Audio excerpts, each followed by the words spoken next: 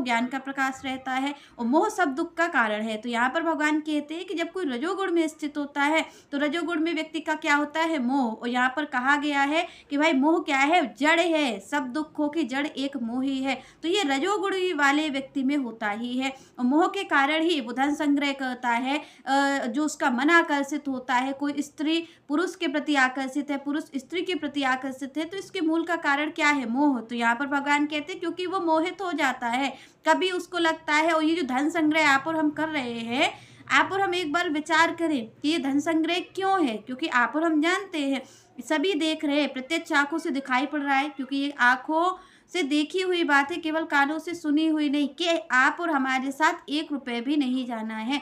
उसके बाद भी आप और हम विचार करें कि आखिर हम धन संग्रह कर किसके लिए रहे हैं। जब हमारे साथ कुछ जाना ही नहीं है तो हमने किसके लिए किया, किस कारण से हम कर रहे हैं ये धन संग्रह। तो आपको वो जड़ अगर मिलेगी तो वो मोह ही मिलेगा। कोई बच्चों के लिए कर रहा है, कोई पत्नी के लिए कर रहा है, तो इसका कारण क्या है, मोह। तो भगवान कहते हैं कि जहाँ पर मोह होता है उसका फल तो हमेशा दुख ही आएगा। तो यहाँ पर भगवान ने स्पष्ट रूप से कहा कि जो रजोगुण है वो क्या फल देने वाला है, वो दुख को ही देने वाला है। जैसे सतोगुण ज्ञान के प्रकाश में अच्छा कार्य हो रहा है, मोह से मुक्त है, तो भगवान ने यहाँ स्पष्ट कहा कि सतोगुणी को क्या मिलेगा, सुख की प्राप्ति होगी। यहाँ पर स्पष्ट भगवान कहते हैं कि अगर कोई रजोगुण में स्थित है, यानी अगर कोई मोह से उत्पन्न है, कार्यों को कर रहा है, जो मोहित हो रहा है, दूसरों पे धन संग्रह कर रहा है, बड़े बड़े मकान बनवा रहा है, केवल किस चीज़ के लिए कि मुझे सुख की प्राप्ति होगी। तो श्री कृष्ण कहते हैं ये जो रजोगुण है, जो आपको चैन से बैठने ही नहीं दे रहा, आप और हम विचार करें, जो प्रवृत्ति हमें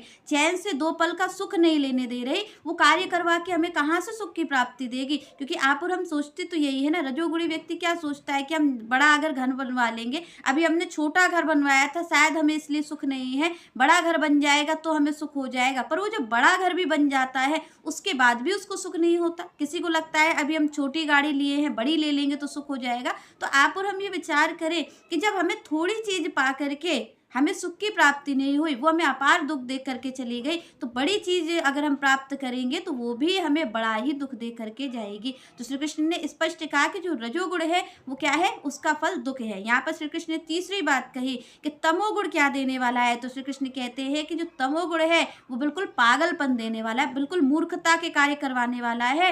और इसका फल तो आपको फिर सीधा यही है कि आपको ये जो मनुष्य योनि मिली है, इससे भी आप और हम हाथ धो बैठते हो, हमें पशु की योनि प्राप्त होती है। श्री कृष्ण ने कहा क्योंकि ये बिल्कुल मूर्खतापूर्ण कार्य है। जब कोई तमोगुण में होता है तो वो बिल्कुल अज्ञान में होता है। अज्ञान का मतलब यहाँ पर भगवान क्या कहते हैं, अंधेरा। तो अंधेरे में आप और हम कैसा कार्य कर सकते हैं, मूढ़ता जनक ही कार्य करेंगे। तो यहाँ पर श्री कृष्ण कहते हैं कि बिल्कुल, क्योंकि उसको आंखों से दिखाई ही नहीं दे रहा है कि मैं क्या कर रहा हूँ, उसको ये समझ ही नहीं है कि मैं क्या कर रहा हूँ, कुछ भी। वो बिल्कुल जैसे यहाँ पर भगवान ने कहा कि वो बिल्कुल पागल हो जाता है, पागलों की भांति कार्य करता है। तो इसका मूल कारण क्या है कि उसमें बुद्धि का अभाव हो जाता है, बुद्धि ही नहीं रहती, बुद्धि उसकी बिल्कुल खत्म हो जाती, तभी कोई ऐसे कार्यों को कर सकता है। तो यहाँ पर श्री कृष्ण का जो तमोगुण में है वो प्रमादी होता है, वो आलस में रहता है और कोई भी अच्छे कार्य की उम्मीद उससे नहीं की जा सकती। चलिए नेक्स्ट चर्चा हम नेक्स्ट वीडियो में करेंगे। तब तक के लिए जय श्री राधे, जय श्री कृष्ण।